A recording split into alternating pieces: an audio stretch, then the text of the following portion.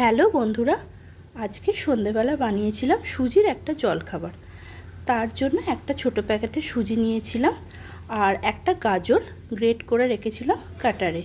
এবার কিছুটা ধনেপাতাও কেটে নিয়েছিলাম। এবার কড়াতে অল্প একটু সাদা তেল দিয়ে তারপর ওই 1 কাপের একটু বেশি একটু জল দিয়ে দিয়েছিলাম যাতে সুজিটা তলায় ধরে না যায়। এবার যে গ্রেট করা গাজরটা ছিল গাজরটা দিয়ে দিয়েছিলাম আর ধনেপাতা দিয়েছিলাম আর স্বাদ মতো একটু নুন দিয়েছিলাম। এরপর সুজিটা ঢেলে ভালোভাবে সুজিটা নেড়ে একটু মাখা মাখা করে নিয়েছিলাম, যেমন আটা মাখে ঠিক ওই টাইপেরই করে নিয়েছিলাম। করে নিয়ে এরপর একটা বাটির মধ্যে এই সুজিটাকে রেখে চাপা দিয়ে দিয়েছিলাম যাতে সুজিটা ওপরে একটা শক্ত আস্তরণ না পড়ে যায়।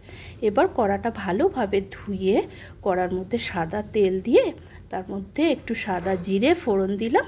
এরপর কিছুটা পেঁয়াজ কাঁচা লঙ্কা হালকা হালকা করে ভেজে নিয়েছিলাম। এবার কিছুটা কাজু বাদাম আর কিশমিশও কেটে রেখেছিলাম, ওইগুলো ওপর দিয়ে দিলাম। বেশ তাতে স্বাদটাও ভালো লাগে। আর কিছুটা ভাজা মশলা দিয়েছিলাম আর কিছুটা আলু সেদ্ধ করে রেখেছিলাম, ওই আলুটাও দিয়ে দিলাম। এরপর কি ওগুলো ভালোভাবে মাখিয়ে নিয়ে অল্প একটু হলুদ, নুন, অল্প একটু স্বাদ মতো মিষ্টি আর ওপর দিয়ে একটু অল্প কাসুরি মেথি ছড়িয়ে দিয়েছিলাম টেস্টের জন্য।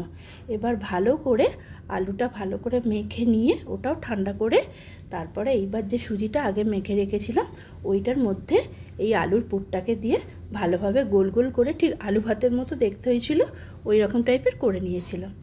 নেওয়ার পরে আবার কড়াতে সাদা তেল দিলাম, দিয়ে একটু কালো সর্ষে ফোড়ন দিয়েছিলাম, একটু জিরে ফোড়ন আর একটু হিং ফোড়ন দিয়েছিলাম।